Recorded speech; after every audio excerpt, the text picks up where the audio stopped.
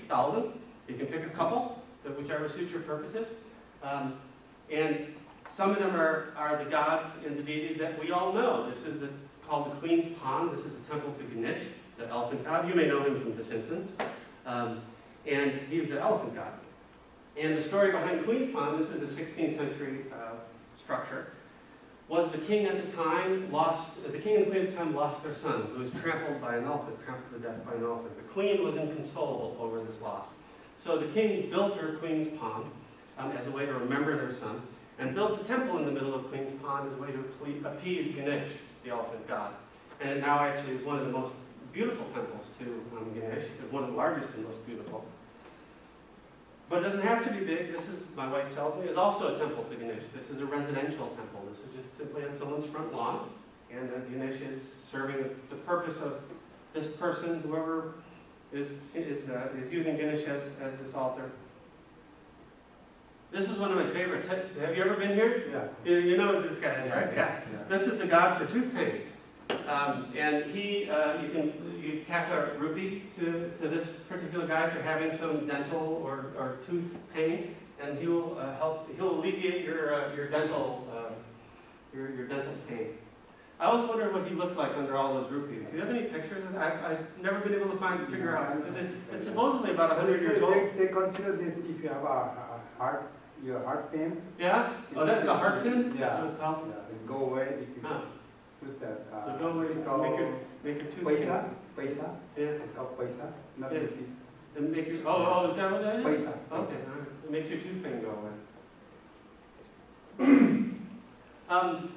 All the reliefs and the images, just in the surrounding buildings, there's a warrior Ganesh there. Everywhere you look are really beautiful. And you're never very far from a god or a deity or a goddess.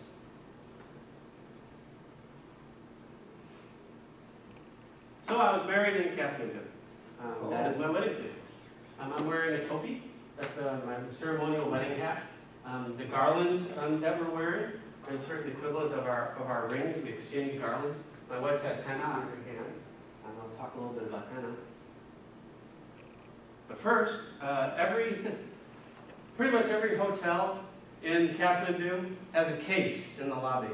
And in that case, according to the hotel, are original oxygen tanks from Tenzing Norgay and Hillary's epic climb to conquer Mount Everest. Every single hotel has that. Sure. These are obviously not from Hillary, but they are old, so they're pretty cool to have a picture of them. There's our fire alarm at our hotel.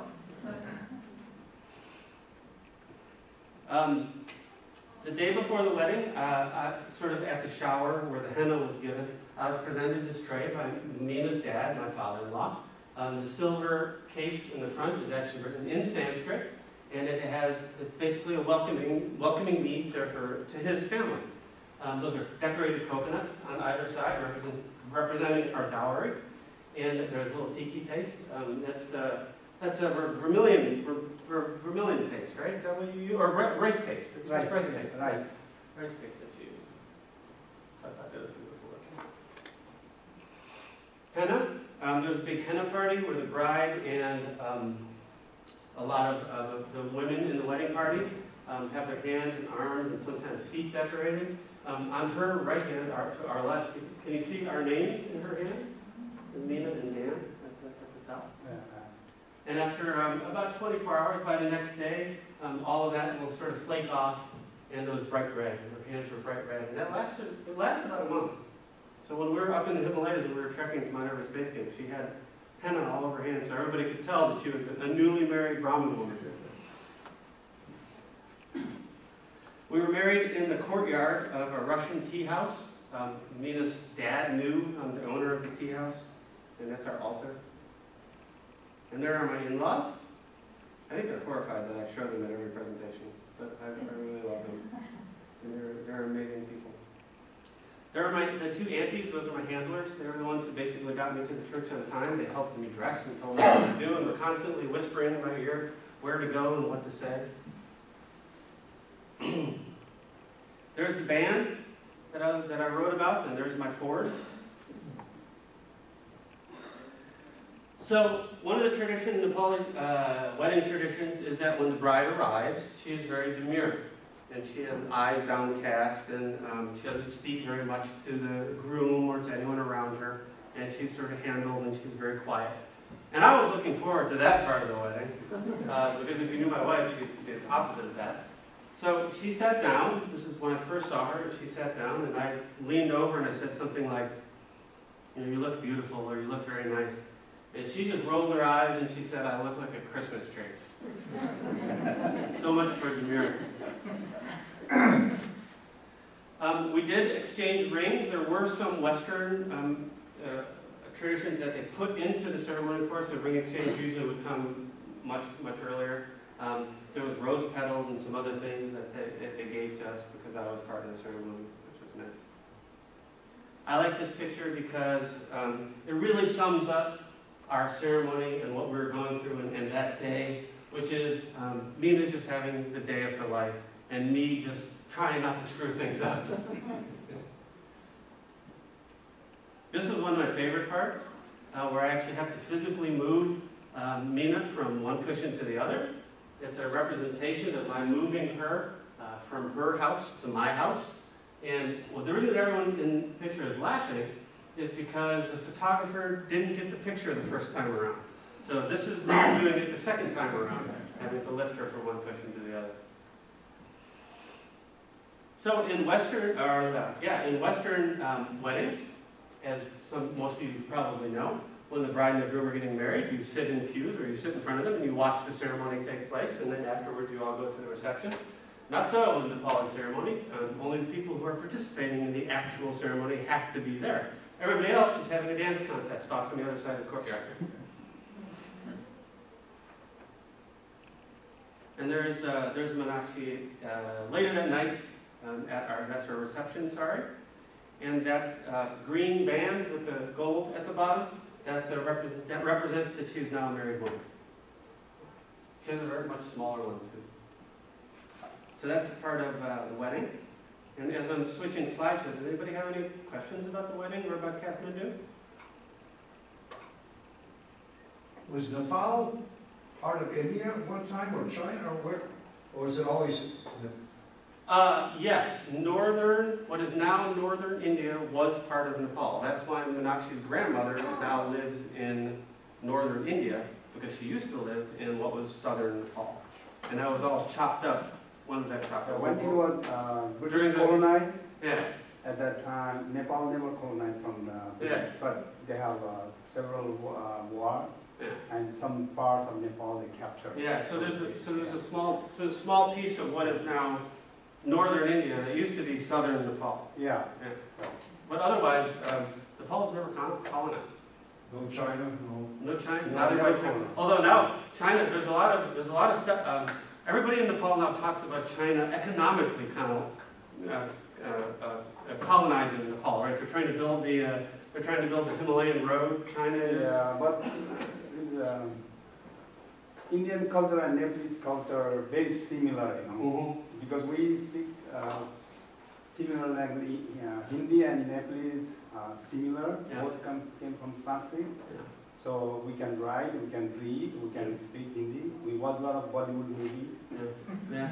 And you know, it was interesting to me to discover that English, for a lot of Nepalese, English is not a second language. It's like the third or fourth or fifth language. You know, like my father-in-law learned English last.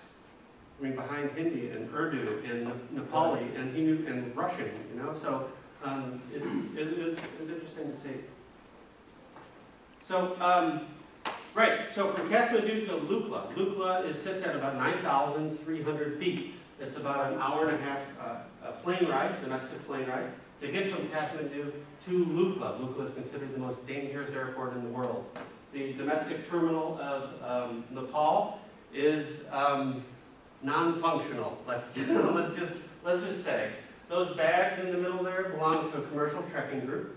Meenakshi and I had no commercial trekking group, and we were unguided and unportered. Therefore, even though we had that ticket in our hand, we bought that ticket months before we came to Nepal. That ticket meant nothing in the domestic terminal of Nepal, and it's something that you guys are going to find out. It's all about who has the money. And that commercial trekking crew, the commercial trekking crews have the money. And they always get preference as far as the buses go, as far as the airlines go, especially when it comes to climbing. So it was quite a scramble to actually finally get on that tram, which got us out onto the tarmac and nearest to our waiting plane. This was our plane up to the beginning of our trek. The airplanes are all these old bush planes from the 70s and the 80s. They're flown primarily by Nepalese Air Force pilots who have retired from the Air Force and now fly these like bush pilots. None of these planes have any GPS or any radar or any equipment. It's just you look out the window and you fly these suckers. And these guys are some of the most talented pilots I've ever seen. There's a saying in Nepal among pilots that goes something like, "Don't fly into a cloud because you never know what's going to be in there." And these guys are pretty remarkable, especially when going to Lukla. There's the inside of the plane. Our particular plane was built in the early 1970s. Once you get to Lukla, which is the most dangerous airport in the world, there's your runway. We're at 9,300 feet now. This is a 1,500-meter runway. It has a 12% grade on the runway, and that helps the plane stop when it's coming in, and it helps the plane take off when it's going out. That's about a 1,000-foot cliff on one side and a mountain on this side, so pilots get one chance. There's no circling above Lukla. That plane that's coming in is going to make that right-hand turn. There's like a basketball-sized court there. The planes don't even stop. The propellers still go. They throw blocks under the wheel, they throw your backpack out, you climb out onto the tarmac, and they get you off, and they turn around and are back in here in 15 minutes. They have 15-minute turnarounds. And part of the reason for that is because weather changes so drastically up there that if one or two planes get behind, you could put the kibosh on whole days. There's been stories of one plane being 10 minutes late, and everybody's backed up for 2 or 3 days. So they really try to hustle you. They get you there, they hustle you out, and they get back on the flight. And there's the flight plan to Lukla is one plane at a time, so 2 planes can't be coming in. So this plane that's coming in, there's probably one that's waiting there, and as soon as this plane makes a turn, another plane will come out and take off. It's pretty remarkable. So Lukla, it's like the truck stop. It's the Wild West with yaks. You can see actually the valley where the planes come in. At Lukla, we were about 7 days from Hiro, which is the nearest bus. So we're 7 days from any road up in Lukla. So yaks are the semi-trucks and the suppliers and the carriers of the Himalayas. This is the trek, the Mount Everest gate at the end of Lukla. This is the beginning of the trek. I like that. I like this picture because it used to be had your nice trek, and now it's had a nice trek. So someone figured that out. Down we go into what's called the Khumbu Valley. That is a Mani stone, and I'll talk a little bit about a Mani stone in a second. We could, unlike Kathmandu, when we were up in the mountains, we could just drink the water right out of the river. It's the glacier water, and it was fine. There's no pollution. It was very unpolluted up there. This is all water that comes literally down from Everest Glacier, or one of the glaciers up there. So it's all very fresh. The days of those old rickety wooden bridges are gone, but it still takes a bit of a leap of faith to cross over a wire bridge like this. Yaks, as I said, are the semi-trucks of the Himalayas, and the rule, of course, is that yaks always have the right of way on the trail. That's something. There's my first lesson to you. Yaks always have the right of way on the trail. If you are crossing a bridge and a yak train steps on the other side, you turn around and you go back. That's just how it works. One little push of that guy's head and Nina would be off the mountain. All right, so there's a Mani stone, a spectacular, gorgeous Mani stone. That is the phrase on Mani Padme Hum. That is not painted, believe it or not. Those are carved into the rock. And this is a Tibetan Buddhist meditation practice. And you see it all over the trail, all the way up into the Himalayas. It's an indicator that the trail that you're on is not just a trekking route, but also a spiritual and a pilgrimage route, which is something you're going to be seeing as well up in Annapurna.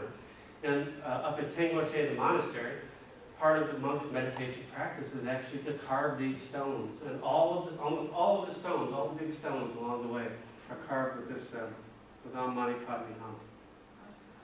Down low in the valley, our accommodations were very simple, but very comfortable, a mattress and plywood rooms. There's a whole gaggle of goats on their way to somebody's supper table. Here's a good example of some more of these mani stones, which are spectacular, and they are everywhere on the trail. The food that we ate there, with one exception, which I'll talk about later, was some of the most delicious vegetables I've ever eaten. We learned very quickly that when you stop at a tea house, don't order dinner when you're hungry. Order dinner before you get hungry, because it takes about 2 hours to make. The master or the mistress, usually the mistress of the tea house, will literally go out into their garden and pick this stuff and cook it from scratch for you. The vegetables taste like candy up there. It's all unprocessed. There's no chemicals in the dirt, and it's all glacier wash that is actually making this stuff grow. So it's some of the cleanest and freshest and tastiest vegetables I've ever eaten. The carrots literally tasted like candy. This is a good example.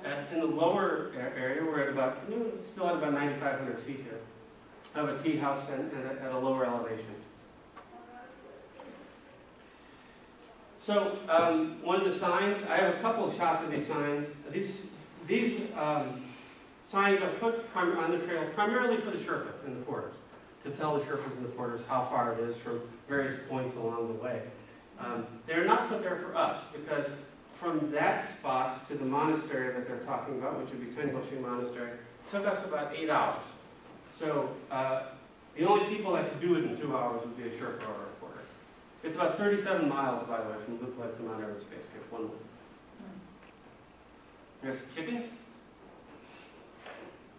On the way up to Mount Everest Base Camp, what you have to realize is that these are actually working villages. These are places where people live year-round and raise their kids and send them to schools. And we had a whole posse of kids along the way who we met and who followed us around. There's a long-distance view of a mountain that's called Kathmandu, and it's actually I'll talk a little bit about that mountain in a second. Meena made the very good observation that trekking to Mount Everest Base Camp is uphill both ways. Unlike Annapurna, what you guys are going to be lucky to do is Annapurna, generally speaking, is you hike up and then you hike down. Everest is you're going into the valley and then out of the valley, and then into the valley and then out of the valley, and into the valley and out of the valley. So it's uphill both ways. So there's another good shot of the mountain. That's actually called the Personality Mountain. Namche Bazaar is the Sherpa capital of the Himalayas. Namche Bazaar sits right below this particular mountain. This is one of about a dozen mountains. This is just under 20,000 feet. One of about a dozen mountains in the Himalayas that the Nepalese government does not allow to be climbed. And there's two reasons for that. One is because they want to save some mountains for just Nepalese. And the other reason is because Namche Bazaar sits right below this mountain. It's a personality mountain that is actually worshipped and offered, and it's the protector of Namche Bazaar.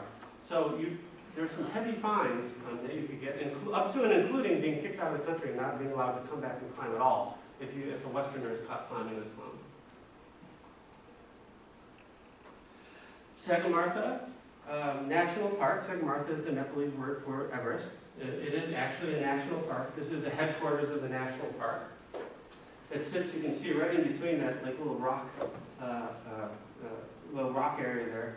In order to get into the national park, you have to walk through a Kani gate. There's a lot of Kani gates along the way. The mythology behind the Kani gate goes something like this. As you enter a new town or a new valley or a new place, what you want to do is you want to enter it clean and free of bad karma or demons. So the Kani gate will strip all the bad karma and the demons off your shoulders, and you'll enter nice and clean and pure. There's a bit of a scary metal bridge over what's the Milk River. An enormous cabbage field. We ate a lot of cabbage. Cabbage momos are delicious, by the way. There is tourism everywhere. You can ride a yak up there. Yak acclimate. This is a place called the Sunset Inn and Resort. It was one of the last big inns before we actually were getting a block higher. There's the scary bridge. You saw the video of that on the way up to Namche. Namche Bazaar sits at, there's my Indiana Jones shot looking back in the valley. And here's a picture where you can see how high that bridge was over me the shoulder that you have to cross. Imagine the yak trains crossing that. We did have to get a permit to trek. You're going to have to get a permit to trek. The permit to climb Mount Everest can run you about $30,000 to $40,000. Our permit cost us about $30. And there are a couple of places along the way that you have to check in just to make sure that people know where you are, and if anything happens to you, they know where your last check-in was. So Meena got lucky too, right before Namche. She actually was, her hand was licked by a little calf as well. I'm convinced that's why we made it all the way to base camp. There's Namche Bazaar, the Sherpa capital. It sits in this beautiful circle at about 10,000 feet. It was our first acclimation day. That's where we stayed overnight. We stayed the full day the next day, and the next day we actually climbed up to the ridge and climbed down. A pretty standard acclimatization technique is to climb up a few thousand feet, stay up at a higher altitude for a few hours, and climb back down and sleep at a lower elevation. And that's what we did here in Namche. And Namche is the, like I said, it's the Sherpa capital. It's where everybody, there's a, we stayed at the Yak Hotel and Restaurant. That was a pretty amazing place. Namche does have electricity. It's one of the last places along the route that does have electricity. There's actually a hydroelectric dam. It was originally built by Belgium, around the corner that powers Namche Bazaar. It's now state-owned. Nepal kind of owns it. Namche is a bit of a free staters type of place. There's not a lot of outside interference from Kathmandu over there. There's not a lot of politicians. They have honorary mayors and honorary aldermen, or the equivalents, that kind of run the place. There's no difference in prices. If you go to any hotel, it's going to cost you the same thing as any other hotel. And that's how it works. Any dinner is going to cost you the same as any other dinner.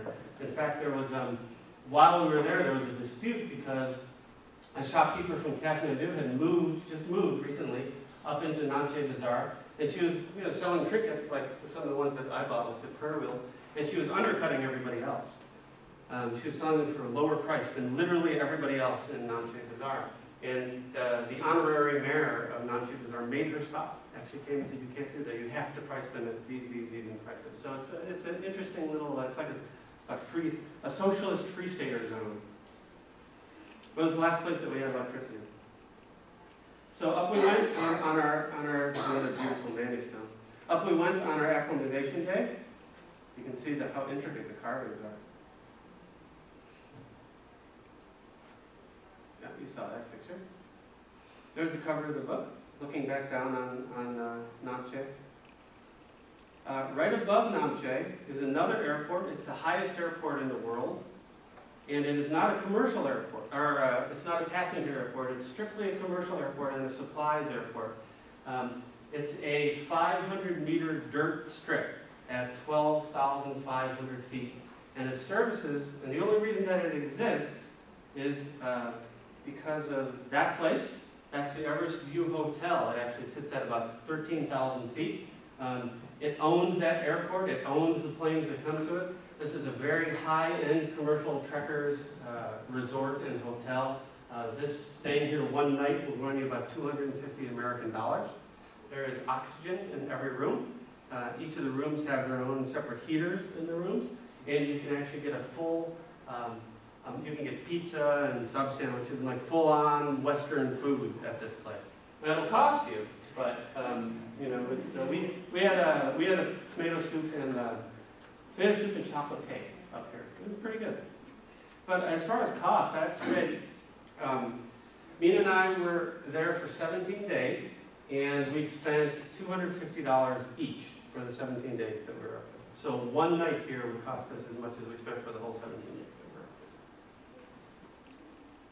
there. Looking back down on Namche, you can see how it's a horseshoe that drops down into the valley. The clouds and the mist, it was like clockwork. We became so used to about 3 or 4 o'clock in the afternoon, the clouds and the mist rolling in, that I was actually able after a while to set up my shots based on knowing that the mist was going to come in. Because about 10 or 15 minutes after that, everything is clouded and it's not a good picture. But as the mist is coming in, it looks very mysterious and very cool.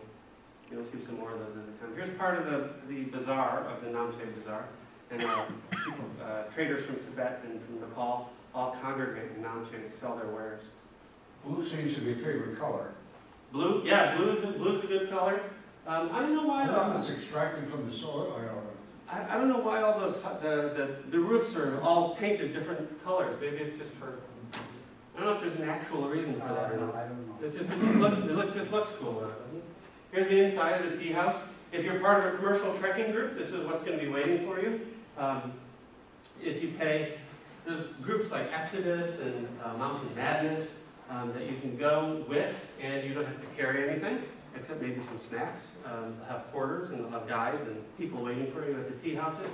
Reservations will be put there ahead of time.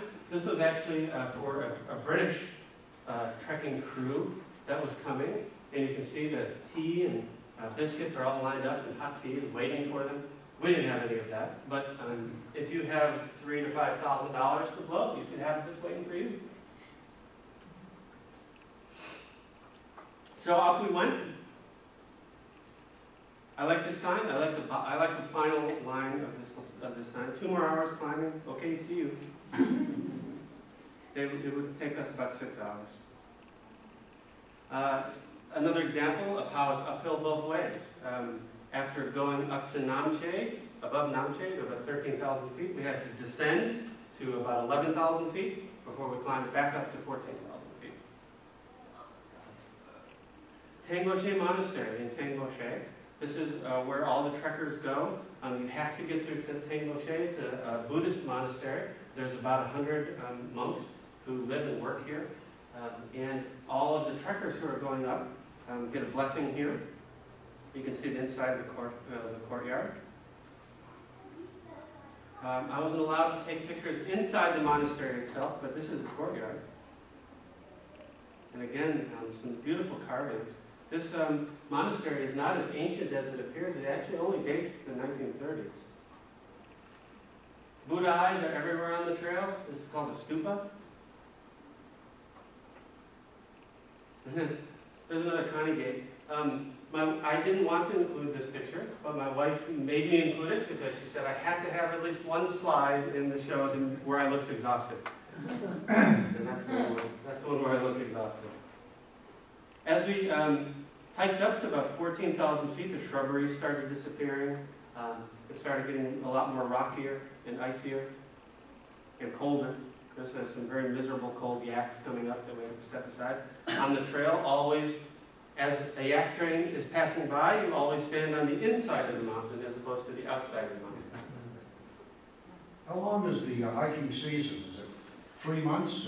Yeah, the climbing season is April, May, June. And that's when all the big teams go up Mount Everest and up the big season. We went during the trekking season, which is August, September, October. So we were there in October. And then winter is December, January, March, and nobody goes up in December, January, March. So most of the upper villages completely shut down and everybody moves down to Namche Bazaar. So there's a climbing season and there's a trekking season. We were there during the trekking season. What would make the difference between a hiking and a climbing? We went to Mount Everest Base Camp. We didn't go up Mount Everest. So during the springtime, while the ice is still really hard, and it makes for better it's safer during the springtime than it is because everything is melting by the summer and by the fall. So there must be some melting during your hiking season. The trail must be wet. Yeah, the trail. The first 4 days it was nothing but mud. Yeah, it was rain. It rained, as you can see. It just rained and rained and rained for about 4 straight days. I was actually just wearing. We were just wet all the time, and it was cold. It was like down into 20s and 30s, and it was just miserable and muddy. And some of these trails, even though the trails, they're not steep, and they're not like White Mountain trails, but after 2 days of rain, the mud mixes with the yak down, and it's like this sluice of muddy, crappy, yeah. You get the idea. You get the idea. Here we are at about 14,000 feet. You can see that the vegetation is nearly gone now. We are surrounded by mountains, believe it or not, although we didn't see them until the way back. This is a national park. That means there are park rangers. This is a Sagamartha park ranger. He is riding a horse. There's only a few horses up there. Yaks are much more acclimatized to higher altitude than horses. The joke on the trail is if you see a Nepali guy riding a horse, he's a park ranger. If you see a Westerner on a horse, he's sick. And so that's what they used to, it was like an ambulance, that's what they used to bring Westerners down. So as we got a little bit higher, you can see the vegetation now almost gone. A cairn, just like we have here. That's the Milk River that led us into the Ferrochere Valley. The Ferrochere Valley is the final, what's called wet water, as opposed to glacier water. It's the final wet water town. And you follow the Milk River all the way to Mount Everest's glacier moraine, and then we would follow the actual glacier the rest of the way. There are internet cafes. This is an internet cafe in Ferrochere. There is no electricity, but there are generators. So if you wanted to send a status report or a message, I'm not sure how it's going to be on Annapurna, but if you wanted to find, in our case, we had to go around town and knock on some doors and find the guy who owned the generator. And he would come out and he'd power the generator up, and you could get a little status message out. Because we were like you, our parents were like, no, you have to you do whatever you can to keep in touch. So we actually did send little status reports out to let people know where we were when we could.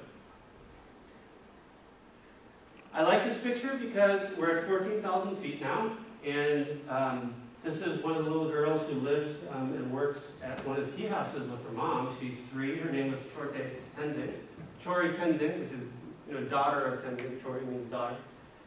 And I like this shot because look at what Meena is wearing versus what she's wearing. She is very, very well acclimated, even at 3, to the height, to the altitude, and to the temperatures. So remember what I told you earlier, that the food was universally great on the trail, with one exception?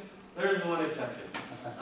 Coca-Cola has infiltrated the Himalayas, and all Coca-Cola products are available in the Himalayas, including Pringles and Fanta and Snickers and a couple of other things. So anything that Coca-Cola makes, you can actually now get at Mount Everest Base Camp. So let that sink in for a minute. And by the way, altitude eliminates carbonation. So it depressurizes the carbonated sodas after like 2 days. So no soda is carbonated at altitude. So here we go. After about 5 days or so, while we were in the Ferrochere Valley, the weather started clearing and we had spectacular weather the rest of the way. That's the valley looking from the hostel where we stayed. It's about a 3.5-mile hike to that mountain, which is called Mera Peak. And then you'd make a right turn and you'd hit Mount Everest Glacier. And that was the way that we were going. This was taken in the morning, and then the next shot was in the exact same position at night. And there's an evening shot. So off we went. This is a mountain called Thamserku. All of the mountains that surrounded us now are over 20,000 feet on both sides of us as we hiked through the valley, including Ahmedabad. Looking down at Ferrochere from the ridge, we actually stayed at Ferrochere. Was another one of our acclimatization days, so we stayed there for a day. This is a monument to all the climbers who were lost up at Mount Everest. And you'd walk through there and all their names are inscribed on the inside. We were there in 2010, so unfortunately they now have to add 16 names to that monument. There was a big avalanche in April that killed 16 Sherpas and actually shut down the climbing season for the season. The toilets were universally terrible there. I recommend finding trees or rocks when you go. So off we went, heading into the valley. We had to walk through the whole valley before we made that turn to Mount Everest Glacier. There's Thamserku again behind me. This is some of the most beautiful climbing that I've ever done, or hiking that I've ever done. There's a couple of yak herder villages right in the middle of the valley. And it was very easy to take spectacular pictures. Everywhere you looked was amazing scenery. Here we are heading up to a little village called Jubla. And that's there's the black and white version, there's the color version. That's the Mount Everest Glacier moraine on the right, which is the foot of Mount Everest Glacier. And this little truck stop here is where we stayed overnight. You can see Meena right in the middle of the picture there. 2 buildings, basically, and a concession stand, and that was it. And we stayed there before actually tackling the glacier. Mount Everest Glacier moraine is the very foot of the glacier where the Milk River pours out of. It's the size of a New Hampshire 4,000-foot mountain. Just the glacier moraine is the size of a 4,000-foot mountain. So the next morning when we set off to tackle the glacier, we actually had to climb a 4,000-foot mountain, the equivalent of a New Hampshire 4,000-foot mountain to even just get up there. There's another shot of Amagablin behind us. It's a very, it's a well-known mountain as the mist came in. Himalayas selfie, the morning that we set out to tackle the glacier. At the very top of the glacier moraine is a memorial garden, and there's that picture that you saw in the video. This is Scott Fisher. Have any of you read Into Thin Air? Into Thin Air? Yeah. Scott Fisher plays a big role in Into Thin Air, written by John Krakauer. It's the book that I read while I was in New Jersey, before I even knew what any of this climbing stuff was about, that sort of inspired me to start hiking and to start trekking.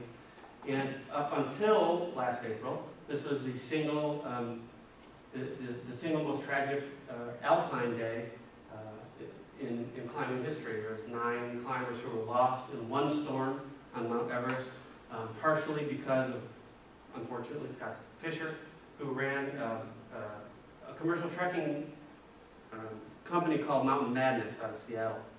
And let me back up. When Hillary and Tenzing Norgay climbed Mount Everest, they had an expedition of 300 people who hiked from Kathmandu all the way to Mount Everest. They spent 7 months